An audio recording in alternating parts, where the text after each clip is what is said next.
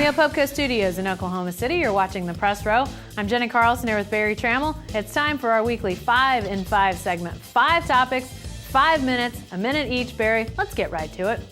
Our long suffering nightmare is over. The release of the Big 12 schedule, it's here. Was it everything that you hoped it would be? No, it wasn't anything close. September stinks. Nobody's playing anybody in September non-conference-wise. They didn't front-load enough conference games up there. Hopefully they'll move some. September is going to be a dismal month for Big 12 football. Yeah, and they even get a slow start. The first 2 weeks that you've got conference games happening, only one in each of those weeks. So not only is it a light month as far as good games, you don't even have that many games to start with. I was also disappointed, Barry, with the last week of the regular season. Obviously, no championship game in the Big 12. Don't have enough teams for a championship game. Last year, they put Bedlam in that spot, and it paid dividends. It was a great game.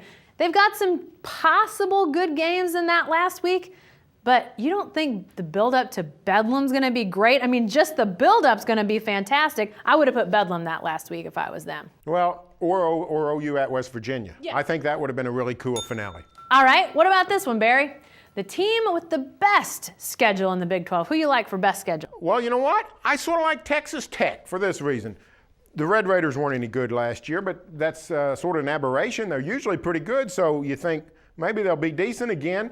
And here's what they've got coming to Lubbock. They've got Texas, they got West Virginia, they got the Sooners. Wouldn't surprise me if Tech pulls one, maybe 2 upsets out of that 3. OU hasn't won there since 2003. Texas always has a tough time. West Virginia's never been there and goes the week after going to Austin. Watch out for the Red Raiders. That's not a bad one. I got a couple others. I got my cheat sheet out, by the way. I don't have this all memorized just yet. But to me, the 2 teams that I think might have the best schedule, Oklahoma State, but last year the Cowboys had by far the toughest road schedule. So you'd figure it would come back and they would have some easier time. They go among their road games, K-State and Oklahoma. Everything else is seemingly winnable. They finished up with Baylor. Could be a good year for Baylor, maybe not. I think another team, or you might say they have the best schedule, Texas. They go to Oklahoma State and Kansas State, and they obviously have the neutral site game against Oklahoma. But the rest of their road games, everybody pretty much goes to Austin this year. So I think those 2 teams maybe have it set up best. Now they'll need to obviously have the teams to make that be a good thing. But I think those 2 teams maybe have it best. But there are some tough ones out there.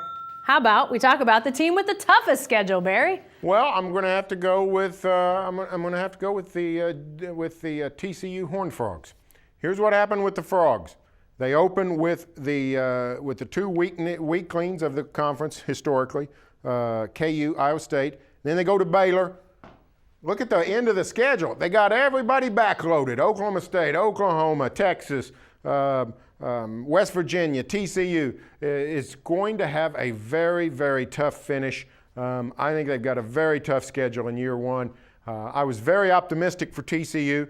Then came the schedule. Then came the drug bust. Right. I'm down on TCU's fortunes in year number 1. Yeah, I think TCU's looking at a struggle. I thought that they were potentially going to struggle when the schedule came out. I'm like Barry. I see that backloaded schedule, and while we've seen TCU compete with BCS conference teams in a single game, we have yet to see how they fare over the course of a season. To me, this was very much going to be a testing ground year. I think the test just got a lot tougher when you talk about the end of the season for them. And who are they going to have play, Barry? This scandal sounds like it could be really hurt their depth. Very much so. All right.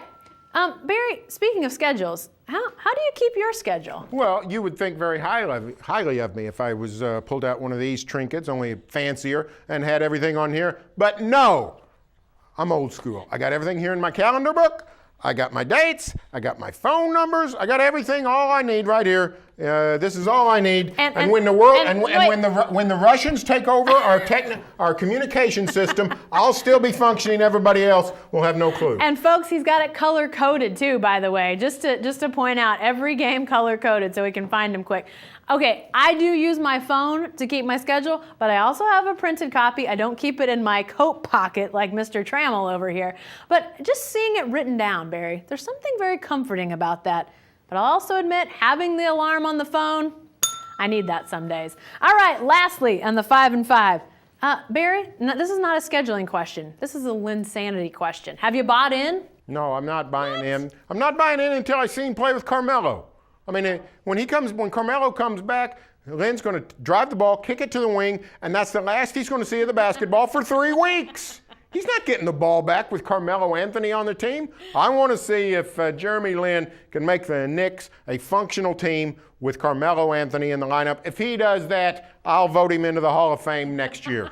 Wow, I don't know if I'm going to put him in the Hall of Fame, but I think this is fun. I think this is a great storyline that's come out of New York. New York City, it's not exactly a place that just opens its arms to make stars. I mean, obviously they love their stars, but Tom Coughlin, your favorite coach well, maybe not favorite coach in the NFL, all he's done is win 2 Super Bowls, and they want to run him out of town. New York's a tough place to become a star, and in less than 2 weeks, Jeremy Lin has become the biggest thing going. I think it's a great storyline, Barry. I wish him well. He seems like a great kid, but wait till Carmelo comes back. All right.